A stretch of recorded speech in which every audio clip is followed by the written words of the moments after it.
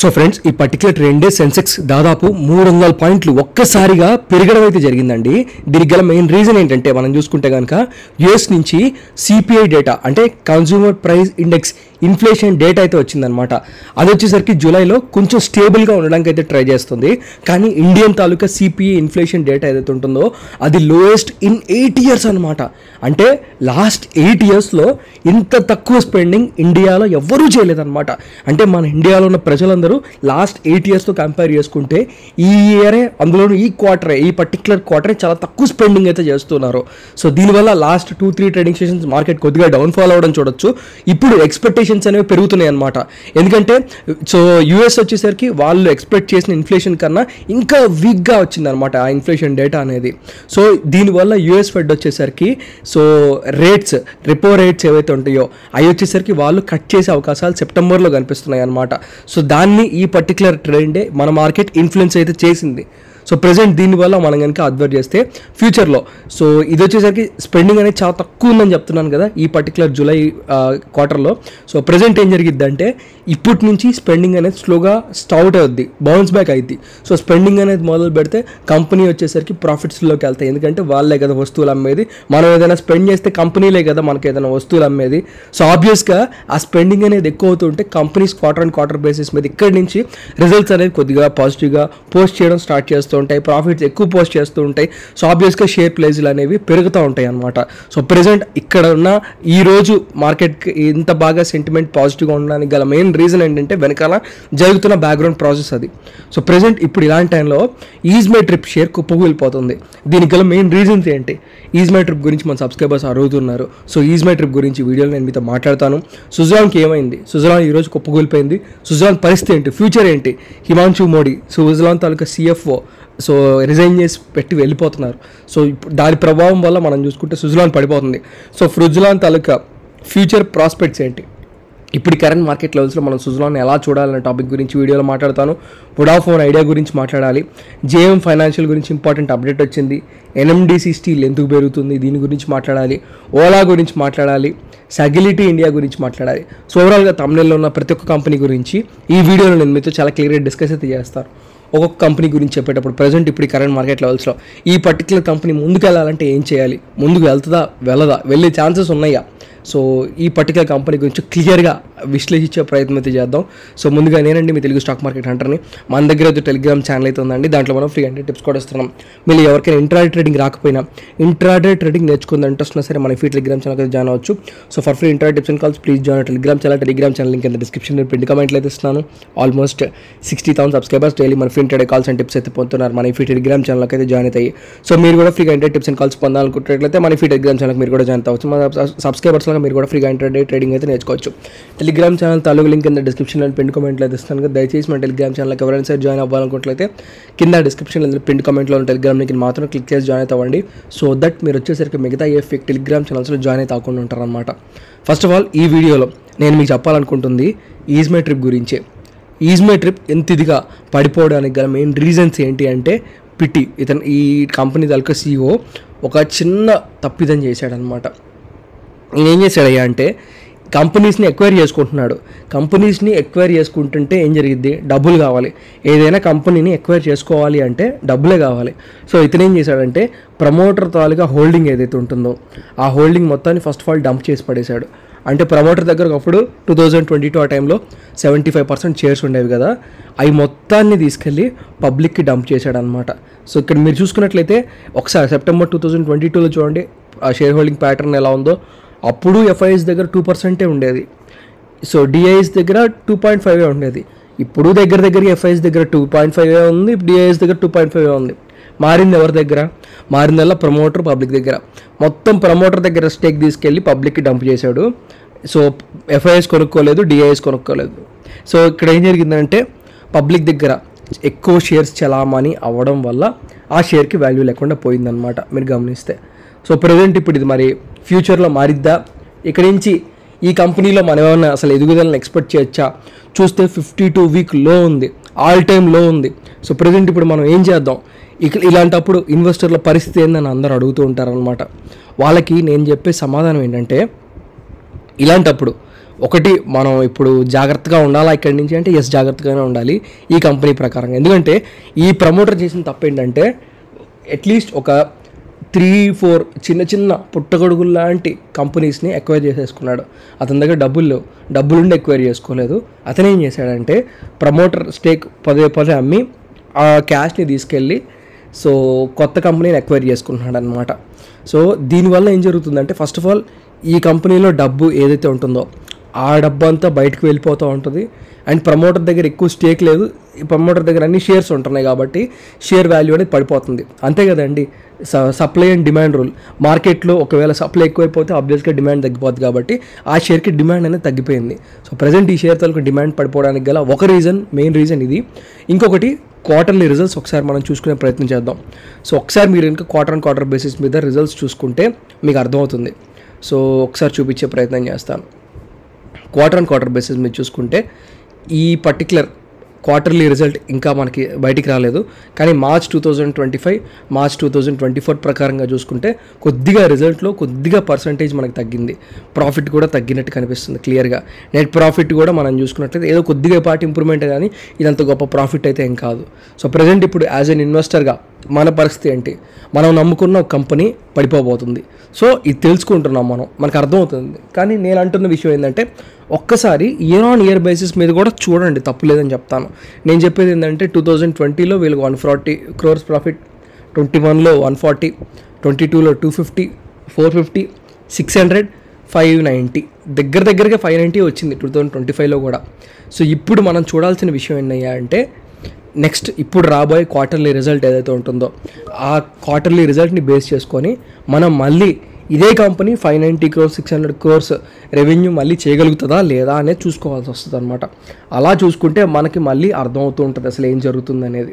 నేను చెప్పాలనుకుంటుంది అది మీకు అర్థమైందో అనుకుంటున్నాను మ్యాటరు. సో నేను అంటుంది ఏంటంటే ఒక క్వార్టర్ రిజల్ట్ అలా చూసేసి మనం వెళ్ళిపోవడం కరెక్ట్ కాదు. ఇప్పుడు ఎవరైనా కొత్తగా ఎంట్రీస్ తీసుకోవాలనుకుంటున్న వాళ్ళకి నేను చెప్పేది ఏంటంటే ఈ వచ్చే క్వార్టర్లీ రిజల్ట్ని చూడండి, దాన్ని బట్టి మనం డిసైడ్ అవుదాం. కానీ ఇప్పుడు పడిపోయింది కదా అని మనం ఎక్సిట్ అయితే ఒకవేళ క్వార్టర్లీ రిజల్ట్ బాగా వస్తే మళ్ళీ మనమే అరే ఎంత తప్పు చేసాం, ఇన్ని రోజులు ఆగాం, ఇంకొద్దిగా ఆగాల్సి ఉంది అనే దాంట్లోకి వస్తుంది అనమాట. ఆల్రెడీ ఈ పర్టికులర్ కంపెనీకి జరగాల్సిన నష్టం జరిగింది, ఇంతకన్నా పెద్ద నష్టమేం జరగబోదని నేను ఎక్స్పెక్ట్ చేస్తున్నాను. సో మీకు ఇంకేదైనా కింద డిఫరెన్స్ ఆఫ్ ఒపీనియన్ ఉంటే కింద కామెంట్ సెక్షన్లో మీరు కామెంట్ చేసి చెప్పచ్చు. మా సబ్స్క్రైబర్స్ చూస్తారు, తెలియని వాళ్ళు కూడా చూసి తెలుసుకుంటారు, నేర్చుకుంటారు. ఇన్ఫ్యాక్ట్ నేను ఏదైనా పాయింట్ మిస్ అయితే నేనైనా చూసి నేర్చుకుంటాను, నేను ఓపెన్గానే ఉన్నాను. నెక్స్ట్ వచ్చేసరికి సుజలాన్ పరిస్థితి ఏంటి?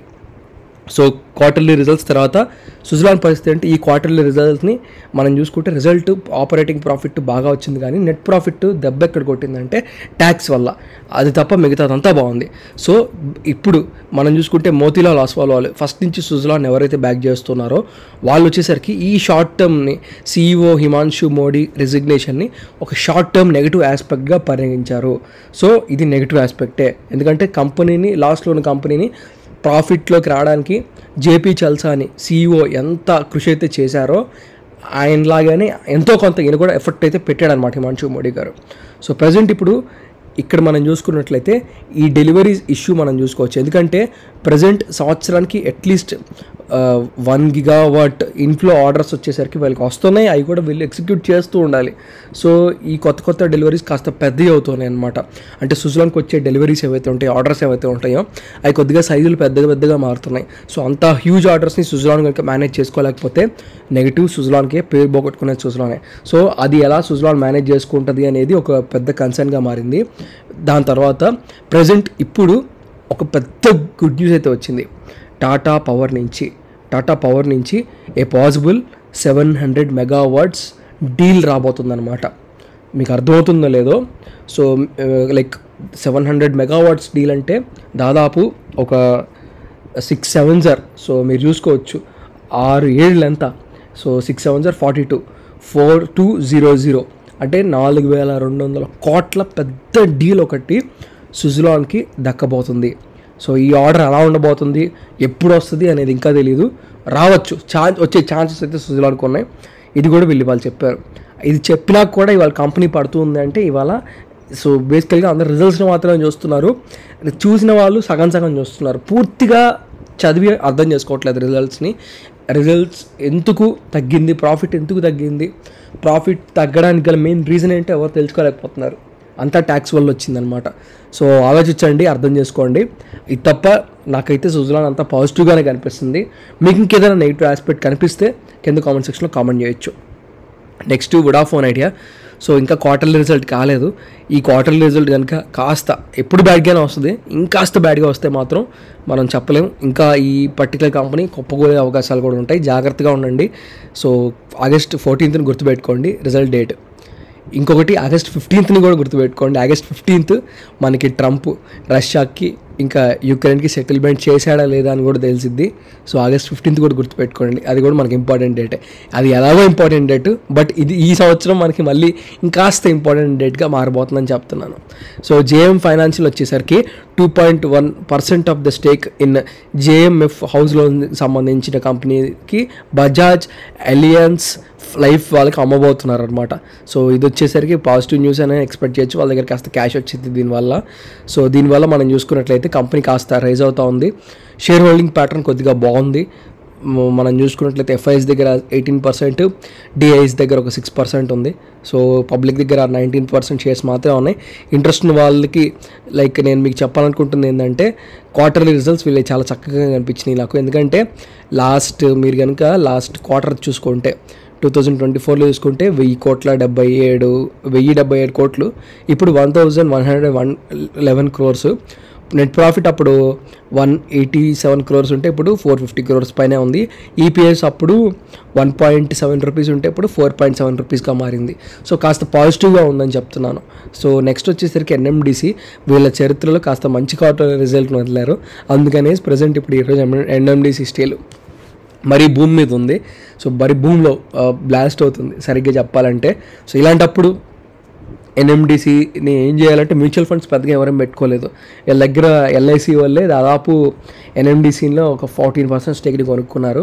సో ఇంట్రెస్ట్ వాళ్ళు ఫోకస్ చేద్దాం అనుకుంటే ఒకసారి క్వార్టర్లీ రిజల్ట్స్ని చదివే ప్రయత్నం అయితే చేయండి. నెక్స్ట్ ఓలా పరిస్థితి ఏంటి? ఓలా ఒకసారి నేను మీకు చెప్పాలండి ఈ విషయం. వీళ్ళ సేల్స్ లైక్ జూన్ 2024లో 1,600 crores రెవెన్యూ తీస్తే ఇప్పుడు 800 crores మాత్రమే రెవెన్యూ తీశారు. అర్థమవుతుందో లేదో మీకు? వీళ్ళ సేల్స్ పడిపోతున్నాయి. నెట్ ప్రాఫిట్ వీళ్ళకి ఇంతకుముందు 350 crores లాస్ వస్తే ఇప్పుడు 450 crores లాస్ వస్తుంది. వీళ్ళ లాస్ కాస్త వైడనింగ్ అవుతుంది. చూసుకోండి. నాకైతే కొంచెం కంపెనీ వెనక్కి వెళ్ళేటట్టు కనిపిస్తుంది. సెగ్యులిటీ ఇండియా నుంచి చాలా మంచి న్యూస్ వచ్చింది. పబ్లిక్ దగ్గర ఒకప్పుడు ఓన్లీ 6% షేర్లు ఉండేయా, ఇప్పుడు చూడండి 12.6% షేర్స్ అయిపోయినాయి అనమాట. ప్రమోటర్ తన షేర్ని అమ్ముకుంటే ఆ షేర్లన్నీ పబ్లికే కొనుక్కున్నారు. బట్ స్టిల్ ఇంకా కొంటున్నారు. ఇంకా డిమాండ్ అనేది పెరుగుతుంది రోజు రోజుకి. సో పబ్లిక్ దగ్గర షేర్స్ ఎక్కువ అవుతున్నాయి. సో బేసికల్గా అదంత మంచి విషయం కాదు, బట్ మీకు అర్థమవుతుందో లేదో, పబ్లిక్ దగ్గర షేర్స్ పెరగడం మంచి విషయం కాదు. కానీ ఇక్కడ మంచి విషయంగా ఎలా మారింది అంటే మ్యూచువల్ ఫండ్స్ పెంచుకున్నాయి. అర్థమవుతుందా? 4% నుంచి కావాల్సింది 8% చేసుకున్నాయి. మ్యూచువల్ ఫండ్స్ కొనుక్కున్నాయి, పబ్లిక్ కూడా షేర్స్ని పెంచుకున్నారు ఒకే మోతాదులో. అంటే మ్యూచువల్ ఫండ్స్ ఎంత కొన్నారో పబ్లిక్ కూడా అంతే కొన్నారు, అంతే పర్సంటేజ్ లెక్కన కొన్నారు. లైక్ మనం ఒక 100 పెడితే వాళ్ళు 100 పెట్టారు అన్నట్టు అనమాట. సో ఓవరాల్గా మీకైతే క్లియర్గా అర్థమైంది అనుకుంటున్నాను. నెక్స్ట్ వచ్చేసరికి సో ఇప్పుడు దాకా మీలో ఎవరికైనా సరే ఇప్పుడు దాకా ఈ వీడియో ఇన్ఫర్మేటివ్గా అనిపిస్తుందా? తప్పకుండా వీడియోకి ఒక్క లైక్ అయితే వేసి మమ్మల్ని మా టీంని ఎంకరేజ్ చేయండి. సో బేసికల్గా మీ పోర్ట్ఫోలియోలో ఏదైనా షేర్ ఉంది, దాన్ని మీరు బై చేద్దాం అనుకుంటున్నారా, సెల్ చేద్దాం అనుకుంటున్నారా, పోనీ యావరేజ్ చేద్దాం అనుకుంటున్నారో కింద కామెంట్ సెక్షన్లో మీ షేర్ యొక్క యావరేజ్ ప్రైస్ అని కామెంట్ చేసినట్లయితే మీ కామెంట్స్ అంటే రిప్లైస్ ఇస్తాను. లాస్ట్ 1 week నుంచి 1000 కన్నా ఎక్కువ కామెంట్స్కి రిప్లైస్ ఇచ్చాను. ఈ వీక్ కూడా ప్రతి ఒక్క కామెంట్కి రిప్లై ఇస్తాను. అలా కాకుండా మీ పోర్ట్ఫోలియో స్టాక్ ఉంది, ఆ స్టాక్ గురించి మీరు నాతో డెడికేటెడ్గా వీడియో పెట్టిద్దాం అనుకున్నా సరే కామెంట్ సెక్షన్లో ఆ స్టాక్ యొక్క పేరు మెన్షన్ చేయొచ్చు. ఎక్కువగా ఎవరైతే స్టాక్ గురించి ప్రస్తావిస్తారో తప్పకుండా స్టాక్ గురించి ఒక డెడికేటెడ్ వీడియో చేసే ప్రయత్నం అయితే చేస్తాను. సో ఇలా మీరు స్టాక్స్ని కొనే క్రమంలో అమ్మే క్రమంలో ఈ third party DMart account brokers ఉంటారు. వీళ్ళకి కాస్త మీరు ఎక్కువ బ్రోకరేజ్ ఛార్జెస్ చెల్లిస్తూ ఉన్నట్టు అని మీకు కనుక అనిపిస్తున్నట్లయితే అవునండి నిజమే, మీరు ఎక్కువ బ్రోకరేజ్ ఛార్జెస్ చెల్లిస్తున్నట్లే. సో ఆ డబ్బుల్లో ఏమైనా మిగులుతాం, ఈ రెండింగ్లో ఆ డబ్బులు పెట్టి మంచి స్టాక్సే కొనుక్కుందాం అనుకున్నట్లయితే కింద డిస్క్రిప్షన్లో ఏంజిల్ వంతలు ఫ్రీ డీమార్ట్ అకౌంట్ లింక్ ఇస్తున్నాను. ఈ ఫ్రీ డీమార్ట్ అకౌంట్ లింక్ ద్వారా ఫ్రీ డీమార్ట్ అకౌంట్ 5 నిమిషాల్లో ఓపెన్ చేసుకోవచ్చు, నచ్చకపోతే 5 నిమిషాల్లో క్లోజ్ చేసుకోవచ్చు. సో మన దగ్గర ఎవరైతే ఫ్రీగా డీమార్ట్ అకౌంట్ లింక్ కింద డిస్క్రిప్షన్ లింక్ ద్వారా ఓపెన్ చేసుకుంటారో మీరు ఇన్ కేస్ మన టెలిగ్రామ్ ఛానల్లోకి వచ్చి లైక్ ఏదైనా పోర్ట్ఫోలియో అనాలిసిస్ రివ్యూల్ చేయించుకుందాం అనుకున్నా సరే ఫ్రీగా చేయించుకోవచ్చు. ఈ సర్వీస్ కోసం ₹1 కూడా నేను కానీ మా టీం కానీ మీ దగ్గర నుంచి తీసుకోను. మీరు కూడా వాళ్ళకి ఎవరికి ఇవ్వద్దు, వాళ్ళు కూడా అడగరు. సో ఎందుకంటే మీరు మన దగ్గర డిమాట్ అకౌంట్ ఫ్రీగా ఓపెన్ చేసుకున్నారు కాబట్టి సర్వీసెస్ అన్ని మీకు ఫ్రీ అనమాట. సో ఫ్రెండ్స్, వన్స్ అగైన్ నేనంటే మీ తెలుగు స్టాక్ మార్కెట్ హంటర్ని. ఈ వీడియో నచ్చితే తప్పకుండా ఒక్క లైక్, ఒక్క సబ్స్క్రైబ్ అయితే చేస్తారనుకుంటున్నాను. ఉంటానండి. థ్యాంక్ యూ అండి.